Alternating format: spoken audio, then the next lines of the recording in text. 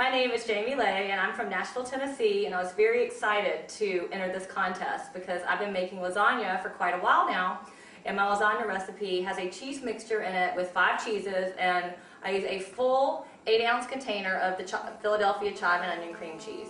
It makes it really extra creamy for my sauce.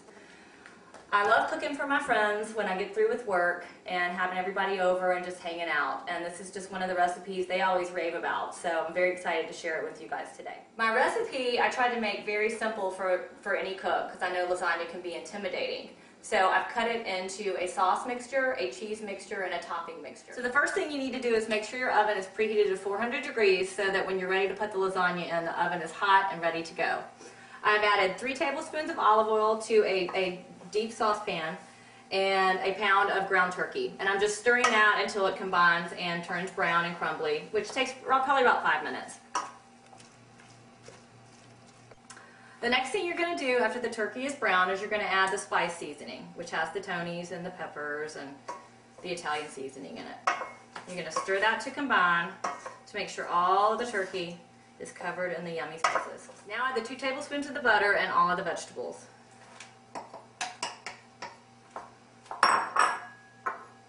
Once you've added all of the vegetables, you're going to stir to combine again, and you're going to let it saute down for about 5 minutes, just until the onions start to turn a little bit translucent. This is a very quick sauce due to the time limit on the recipe, but it turns out really good.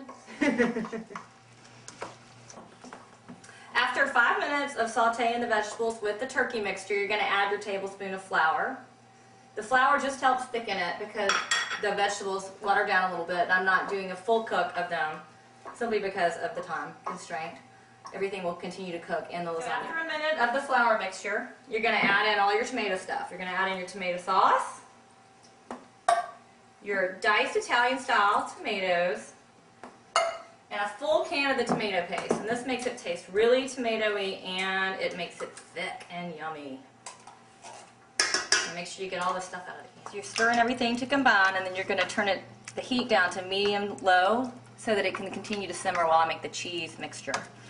How good it smells in here.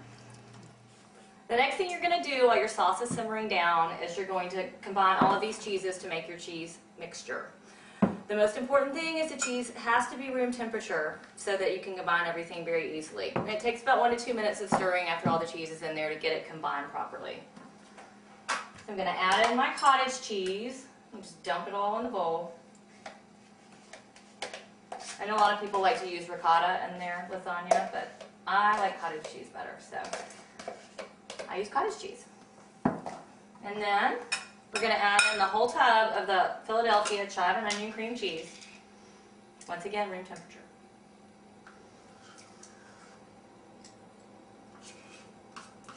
Gotta get it all out. The 4 ounces of goat cheese.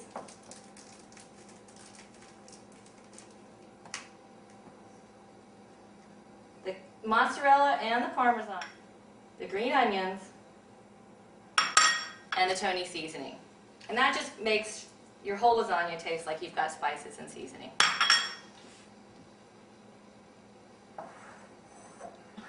And then there's the mysterious egg. The next thing you're going to add in is the egg.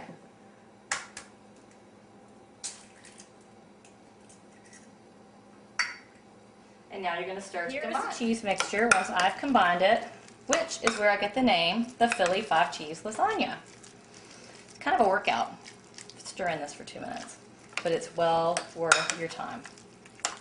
The first thing you're going to do with your deep dish lasagna pan is you're going to spray just some nonstick cooking spray in the bottom and on the sides so that the lasagna will come out easily.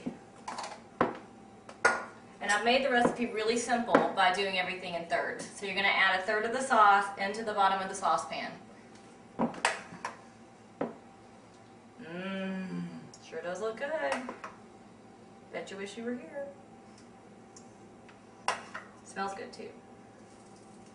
You want to try not to do like I did and spill it over the side of the lasagna bowl. You're going to spread it evenly over the bottom, going all the way to the edges.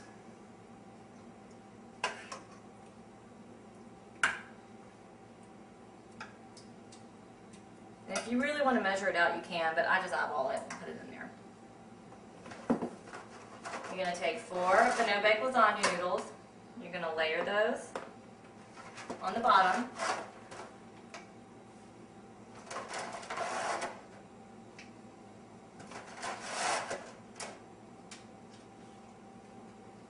And you top the lasagna noodles with the cheese mixture. The lovely cheese mixture.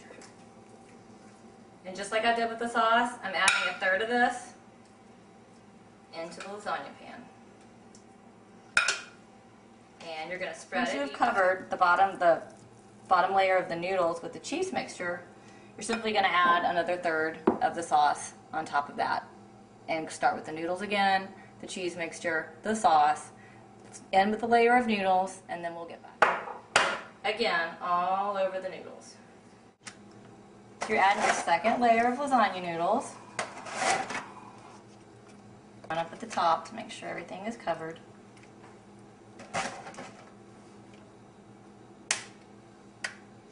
Sometimes you have to cheat. The last thing you're going to do is add your topping to the top of the lasagna. Make sure you cover all of the lasagna.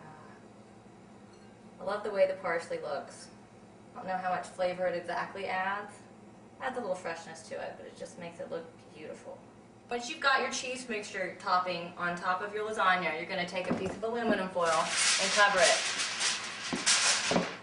This will allow the no-boil noodles to get tender in a short amount of cooking time. Once you make sure you've got it covered really well, you're just going to stick it in the oven for 20 minutes at 400 degrees. After 20 minutes of baking at 400 degrees with the cover on it, you're going to actually take the cover off and continue cooking your lasagna for another 5 minutes on 400 degrees to get a nice cook on the top. After 5 minutes of additional baking without the cover on, you're going to turn the oven to broil and leave it on for 3 minutes until it's brown and bubbly and ready to go.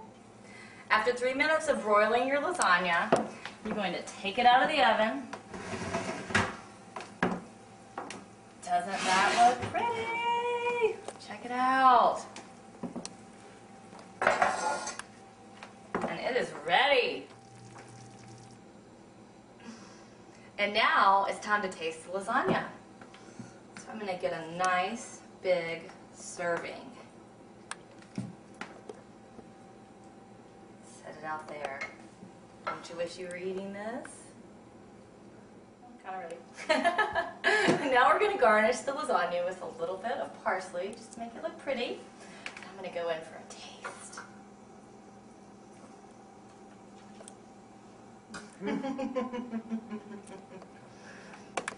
Thank you for watching me make a lasagna, and cheers from Nashville.